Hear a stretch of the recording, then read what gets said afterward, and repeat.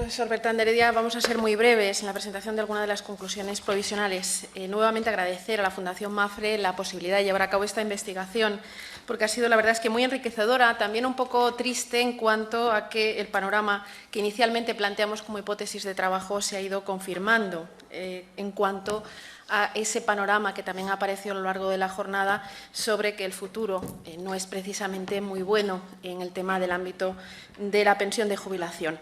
Partíamos precisamente de esa hipótesis de trabajo, que era plantearnos si el impacto de la Ley 27/2011 y el impacto de la Ley 2013 iba a suponer una rebaja en las pensiones de jubilación ya de forma inmediata y, sobre todo, a partir del año 2019 y 2020, y sobre todo con el momento en el que empecemos a jubilarnos las personas de la generación baby boom, cuáles eran las alternativas. De hecho, la propia Ley 23/2013 nos da alguna idea, porque en la exposición de motivos nos dice, en una frase que no voy a reproducir por cuestiones de tiempo, pero nos dice: planifique la pensión de jubilación, ciudadano, ciudadana, planifique ya su jubilación porque la situación cambia, el modelo va a cambiar, aunque no, la ley, como decía el profesor Borja Suárez, tampoco es tan clara, no aparece, pero sí que es el efecto de fondo, es precisamente el cambio de la pensión de jubilación. Por lo tanto, planifique. Entonces nos planteábamos, y si tenemos que planificar porque vamos a cobrar poco en el futuro, ¿qué opciones existen? Pues existen las opciones clásicas, el ahorro, en la práctica muy difícil teniendo en cuenta la capacidad económica de la población en general. Pues bueno, invertir en inmuebles también tampoco parece que, teniendo en cuenta la evolución en los últimos tiempos de los precios, sea una buena solución. Dedicarnos a la bolsa, teniendo en cuenta hay que ser experto y unos nervios precisamente de acero para sobrevivir en el campo de la inversión bursátil. Y entonces decíamos, desde la perspectiva laboral, ¿qué es lo que se puede hacer principalmente?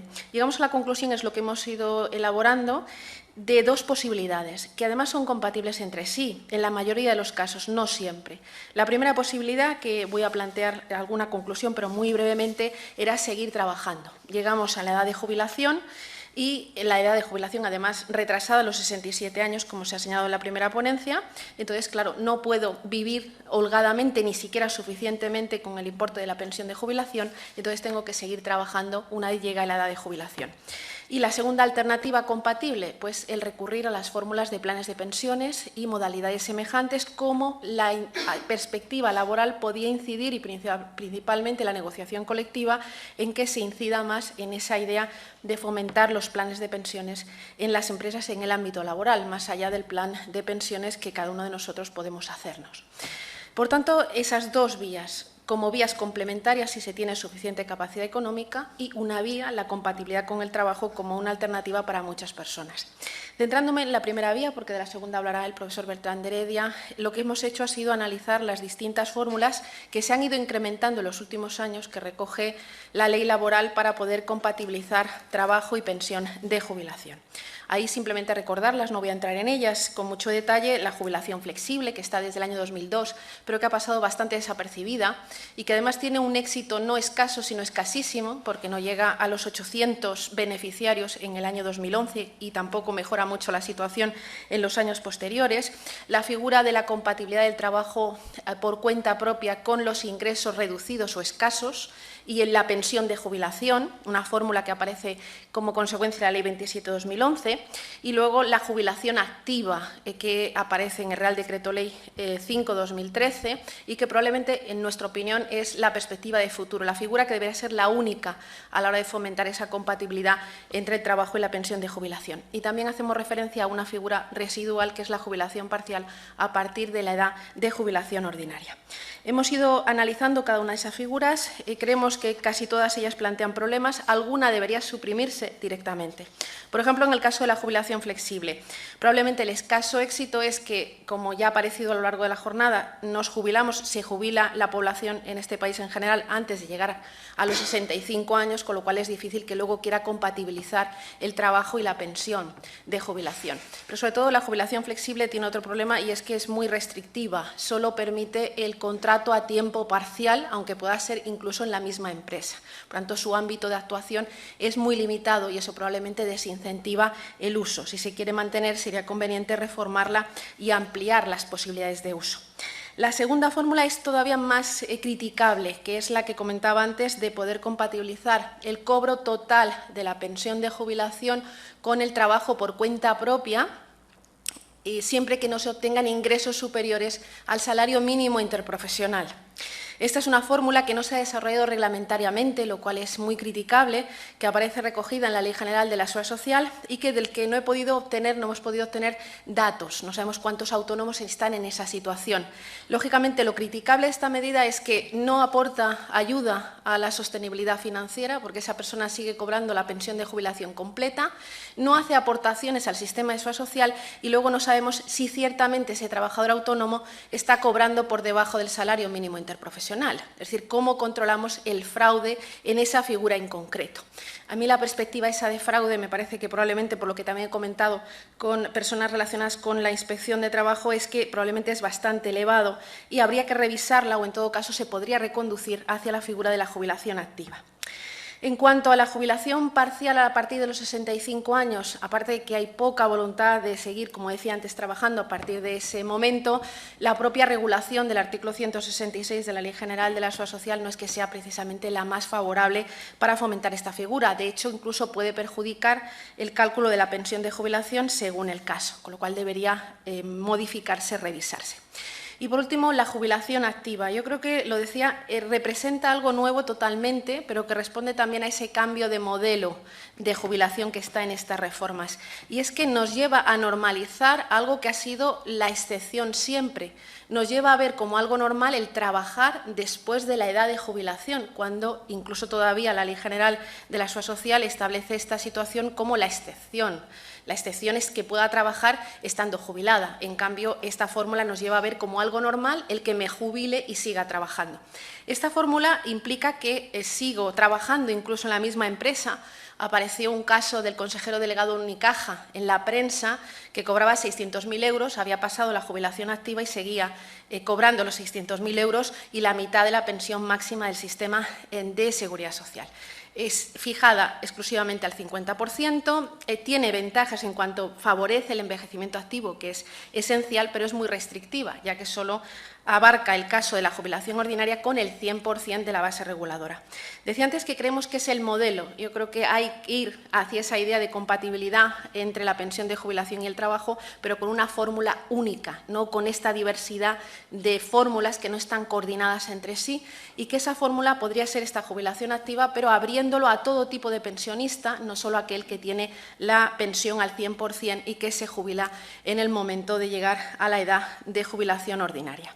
Por tanto, hay que asumir que se normaliza la necesidad de trabajar una vez lleguemos a la edad de jubilación, pero que habría que reformar, revisar todas estas fórmulas de compatibilidad porque no acaban de cuadrar con ese nuevo modelo de pensión de jubilación.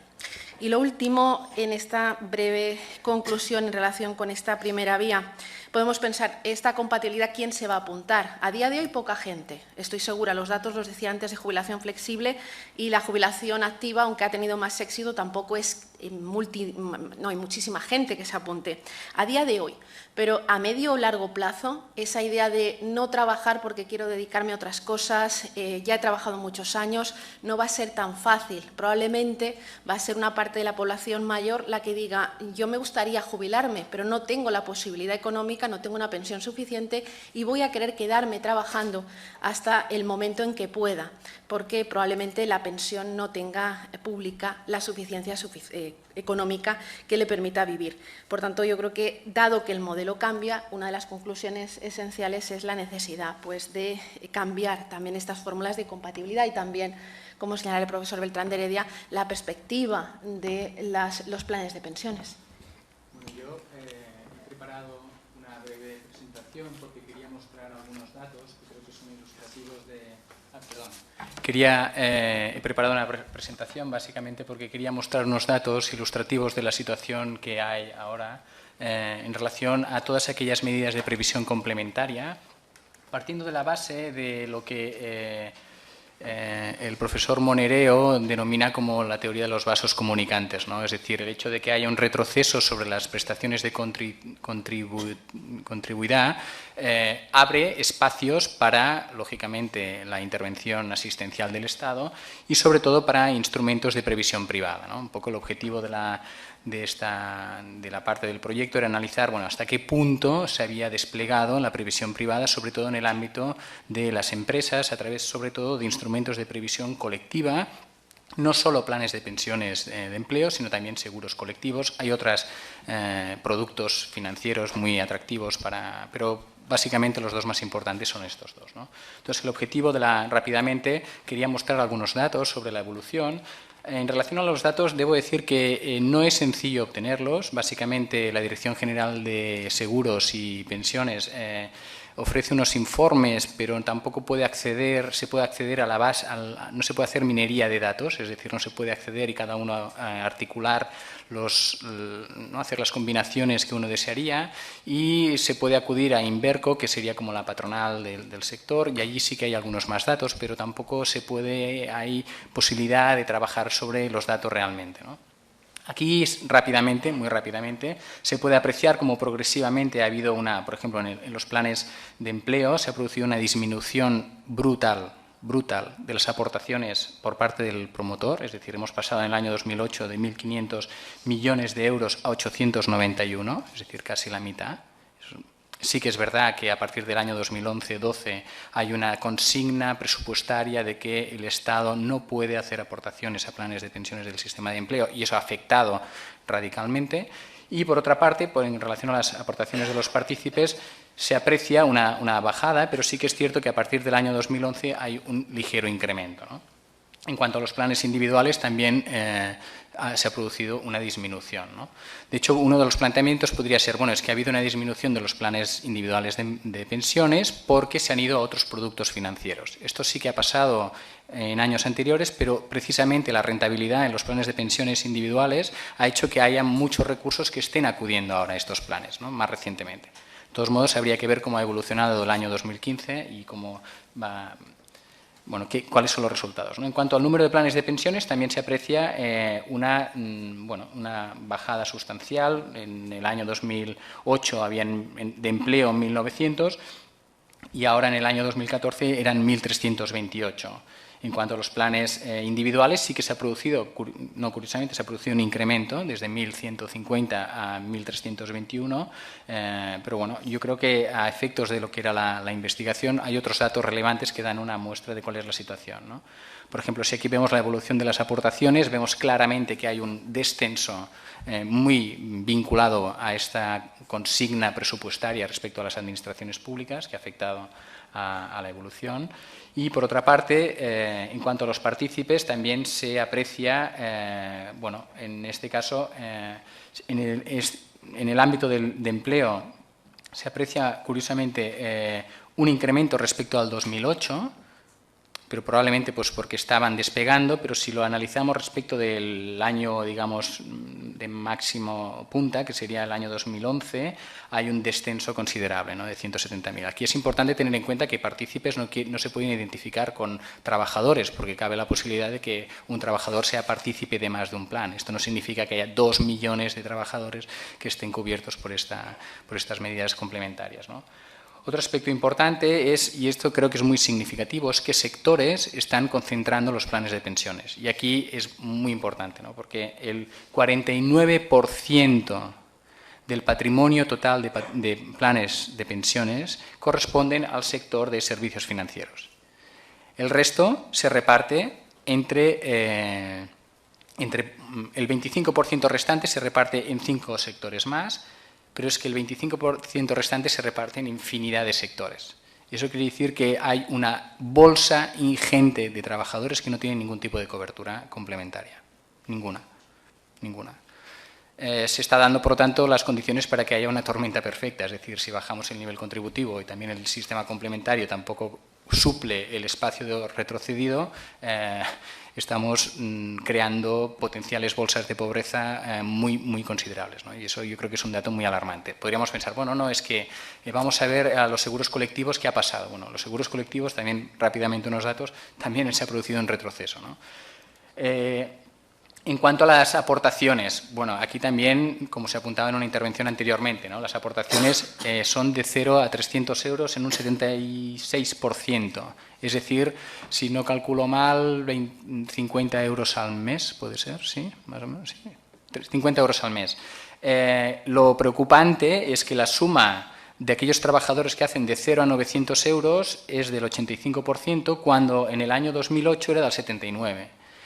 Eso quiere decir que cada vez más han habido trabajadores que han seguido aportando, pero cada vez menos. Con lo cual eso dibuja un escenario, si cabe, aquellos que están protegidos pues aún están en menor protección, ¿no? Otro aspecto importante es ver en qué momento los trabajadores hacen las aportaciones. Y aquí claramente a medida que se aproxima la edad de jubilación aumenta y sobre todo se identifica a partir de los 36 años. También es verdad que el requisito previo de antigüedad previsto de 2 años y la precarización brutal del mercado de trabajo hace que sea muy difícil que personas jóvenes puedan empezar a hacer aportaciones, porque primero no tienen empleo y cuando tienen empleo tienen que esperarse 2 años para poder empezar a aportar. Y eso en muchos casos no se puede dar. Otro elemento, y ya nos vamos rápidamente a los seguros colectivos, también si miramos el número de tomadores, aquí los datos, solo he podido encontrar datos respecto a un año respecto al otro, se produce una disminución también respecto a los asegurados, pero los datos más interesantes, yo esto lo colgaremos en la web por si alguien está interesado a verlos con más detalle, ¿no? Es de estos seguros colectivos cuántos afectan o cuántos tienen la contingencia de jubilación y cuántos no. Y aquí el número también se está produciendo una disminución progresiva.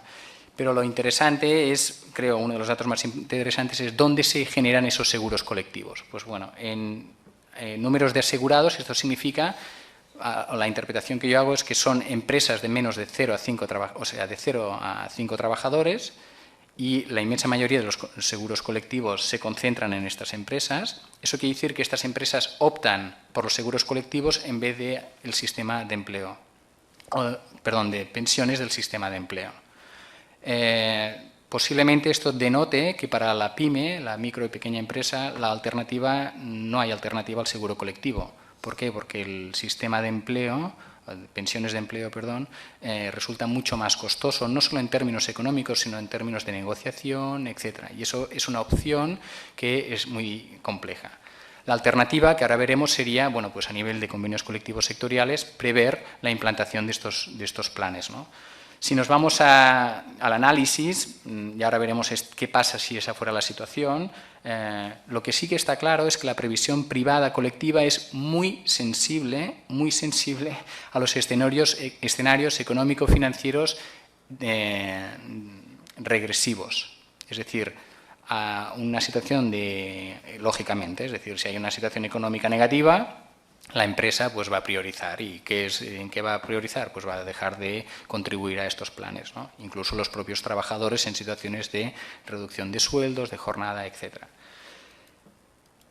¿Cuál sería el problema que hay aquí? Es que si alcanzamos efectivamente con este escenario, si se puede alcanzar la suficiencia prestacional, es decir, oye, si hay una reducción del nivel contributivo y además el nivel complementario tampoco es nada para tirar cohetes, ¿cómo vamos a garantizar esta suficiencia prestacional, ¿no? Y es una dimensión que ya ha aparecido en varias intervenciones, ¿no? Yo creo firmemente que esto se basa, en apuntalar el sistema contributivo, por un lado, o sea, es necesario garantizar el sistema contributivo lo máximo posible, y por otro lado, hacer una expansión, todo lo que se pueda, del sistema de empleo, ¿no? Lo que sucede es que esta expansión del sistema de empleo tiene una serie de obstáculos, y aquí voy a simplemente apuntarlos porque daría pie a mucho más tiempo, ¿no? Primero, el tejido productivo es lo que apuntaba anteriormente. Pequeñas y medianas empresas difícilmente se van a plantear iniciar un plan de pensiones del sistema de empleo. En segundo lugar, quizás sería interesante limitar el derecho de oposición de los trabajadores. ¿Por qué no? O al menos limitarlo en función de la base de cotización a un porcentaje para de alguna manera dar fortaleza, ¿no?, al sistema. En segundo lugar, probablemente debería ser necesario suprimir el requisito, y aquí lo ha apuntado la doctrina desde hace mucho tiempo. El profesor Suárez, ya en su tesis doctoral, lo apuntaba hace mucho tiempo. Aún así, el legislador no ha reaccionado.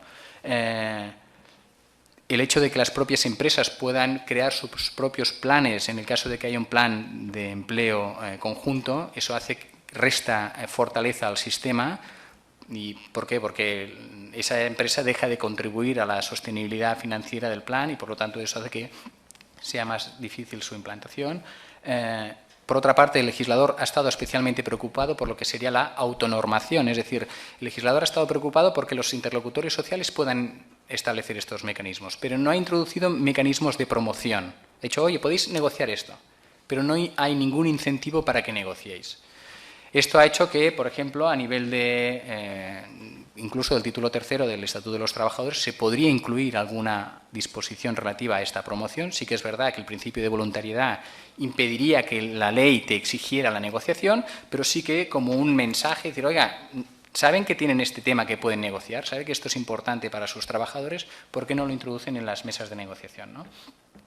Por otro lado, en los acuerdos interconfederales, bueno, la mención a los planes de pensiones es complementaria, es cero, o sea, ahí normalmente se incluye una frase que se repite cada vez y por otra parte tenemos que la arquitectura negocial, sobre todo a partir de la reforma, ha dinamitado totalmente, o sea, lo ha explosionado totalmente las posibilidades de una expansión de estos planes de pensiones de empleo a través de la negociación colectiva sectorial. ¿Por qué? Porque se da prioridad al convenio colectivo de empresa. Por otra parte, se permite el descuelgue, se permite, en definitiva, no hay reglas específicas en la normativa laboral que blinde a estos mecanismos de previsión complementaria.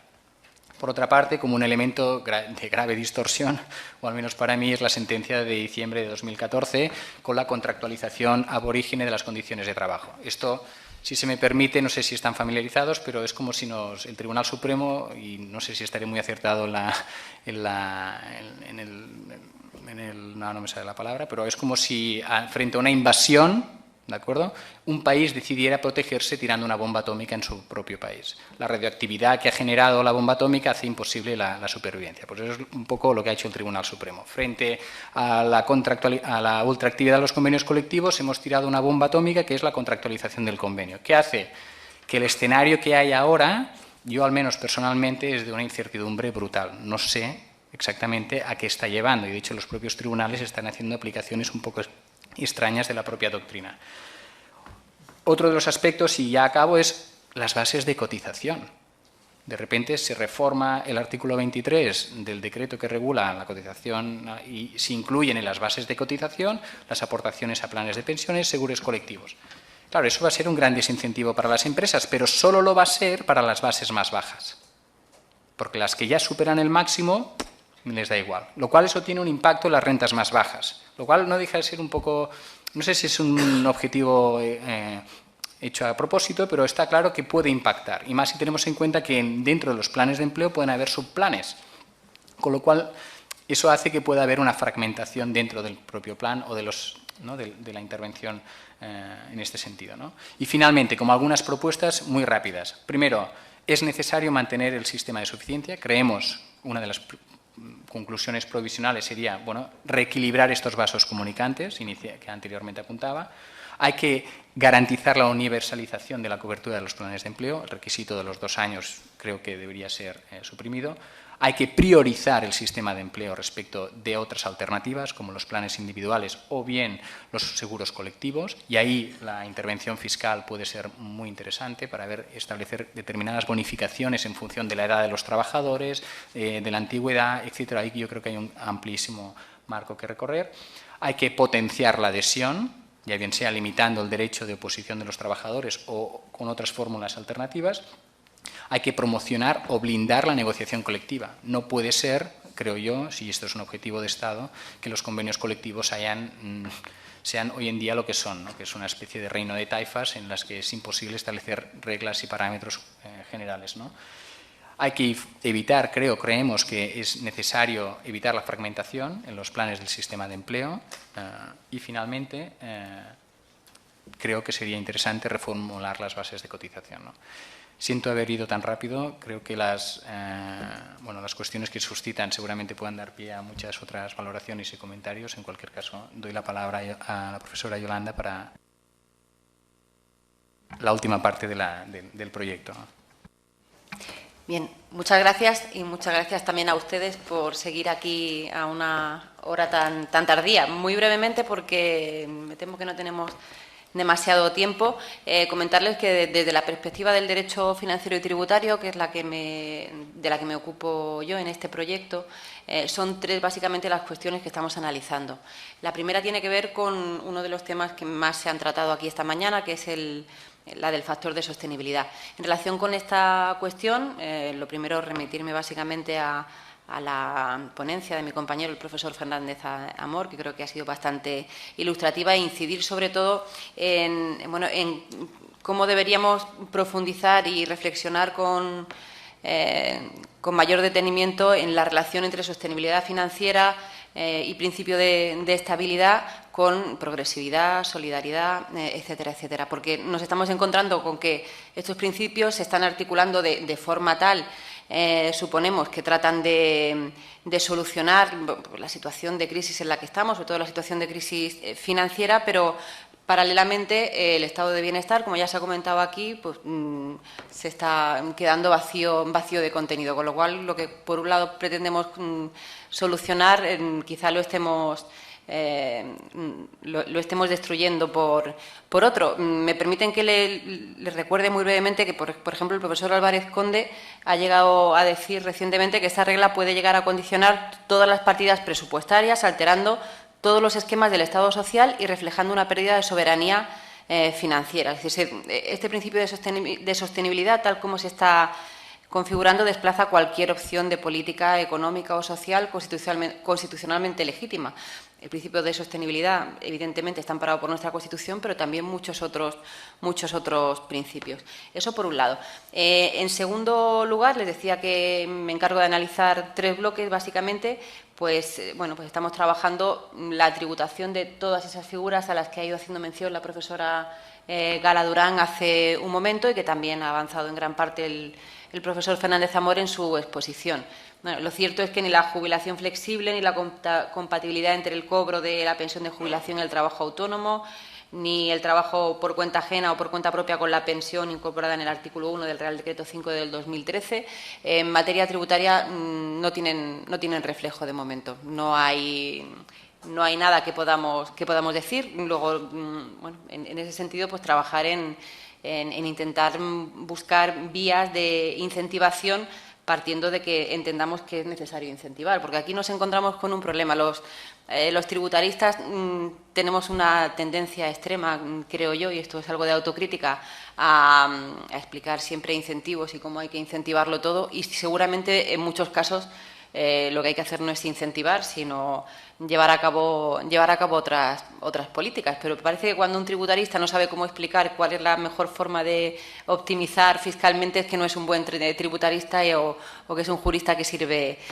para poco. Con lo cual, de entrada, lo primero es tener muy claro cuál es el sistema al que queremos ir, trabajar desde la interdisciplinariedad, tener muy claro a dónde nos lleva todo lo que hemos estado comentando esta mañana y plantearnos si de verdad queremos o no queremos incentivar y, sobre todo, si vamos a incentivar, cuál es el modelo a seguir.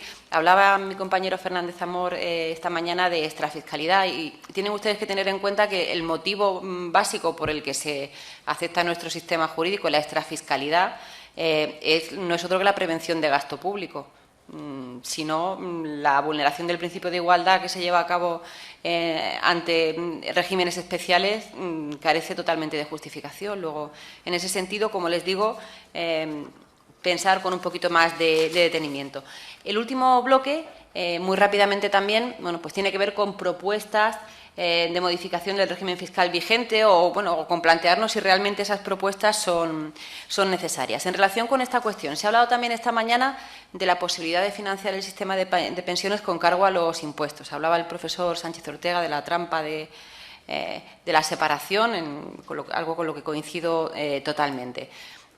Aquí también tenemos que empezar planteándonos y reflexionándonos sobre si hemos sido capaces como sociedad de asumir cuál es la verdadera función de los impuestos, porque para todos es muy fácil reclamar prestaciones, pero es todavía mucho más fácil no aceptar o no concienciarnos de lo que supone de verdad el sistema tributario y de lo que supone el fraude fiscal. Bueno, hay autores que han trabajado este tema y muchos de ellos lo que piensan, lo que proponen es que quizá deberíamos dejar que las prestaciones que están más cerca de lo asistencial se financien vía presupuestos generales del Estado, básicamente vía impuestos, y que se dejara la cotización para las pensiones que están o prestaciones más ligadas a la carrera profesional. Piensan estos autores que de esa forma se garantizaría mejor la equidad. Pero si optamos por esa vía, ¿cuál sería el mejor impuesto para llevarlo a cabo? Bueno, pues también en relación con esta cuestión, pues desde los impuestos a la solidaridad, de los que ya hemos comentado, pero básicamente a nivel internacional lo que se está planteando es la posibilidad de utilizar el IVA con este fin. No hay que olvidar que las cotizaciones sociales al final son vistas por mucha gente como un impuesto al trabajo que no sufren otros tipos de rentas, no lo sufren las rentas inmobiliarias, las rentas del capital, sin embargo el trabajo sí. Quienes piensan que sería el IVA el impuesto más adecuado para conseguir ingresos con los que sostener de verdad el sistema, bueno, pues piensan que es un impuesto más neutral, que no discrimina entre factores y que además a nivel internacional, bueno, pues no plantearía tantos problemas de cara al comercio, exportaciones y demás. En cuanto al tratamiento fiscal de las pensiones en derecho comparado, pues comentarles muy brevemente también que estamos trabajando con 4 grandes grupos de países. En el primer grupo estarían los países que tienen un alto desarrollo y un alto apoyo a los planes de pensiones privados y de ahí llegaríamos al cuarto, en el que estarían los países en los que no existe prácticamente ese apoyo. En el caso de España, pues nos encontraríamos entre los países con mayor apoyo a los sistemas privados y aún así acabamos de ver las cifras que Ignacia acaba de proyectar en pantalla. Eso me lleva otra vez a recordarles lo que les decía al principio, que igual nos preocupamos demasiado por los incentivos sin saber muy bien qué es lo que queremos hacer con ellos. Comparen ustedes las deducciones que existen relacionadas con planes de pensiones y el éxito que han tenido y que siguen teniendo en parte las deducciones relacionadas con la vivienda. Evidentemente, la vivienda se ve como algo mucho más cercano que la pensión, sobre todo para una persona con una edad relativamente joven. Pero, bueno, repito, aquí hay que analizar el problema desde muchos puntos de vista y no pensar que simplemente con instaurar un incentivo vamos a conseguir solucionar el problema. Y para finalizar ya de verdad, muy brevemente, entre las propuestas que estamos analizando, pues fijándonos sobre todo en lo que ocurre en el derecho comparado y en otros países, bueno, pues por ejemplo los incentivos basados en una menor tributación del capital que se percibe cuando se rescata el plan de pensiones en función de la edad que se tenga en ese momento. Es decir, la posibilidad de que la tributación sea menor si, en concordancia con ese envejecimiento activo, en vez de a los 65 o a los 67, esperamos un poquito más, sería una de las opciones a estudiar. O, esto ya existe en países como Alemania, Francia o Irlanda, no sería una novedad. Hay otros ejemplos como el de Suecia, donde se incrementa la deducción para autónomos que aportan una mayor cuota de prima por cada año de cotización a planes privados. Es otra opción que se puede analizar. Otra cuestión importantísima, la seguridad jurídica, lo comentábamos en el café también. El hecho de que se sucedan tantos cambios normativos lleva a una gran inseguridad jurídica y eso, desde luego, contribuye a penalizar las decisiones de inversión en planes de inversión privadas. Y, por último, bueno, pues quizá también en repensar los límites de aportación y de deducción por aportaciones a los planes de pensiones. Estas y muchas otras cuestiones, estamos trabajando sobre ellas y, sobre todo, agradecerles, como les decía al principio, que hayan estado aquí y, sobre todo, a los ponentes que nos hayan permitido a los integrantes del proyecto aprender tanto y poder seguir trabajando. Muchísimas gracias.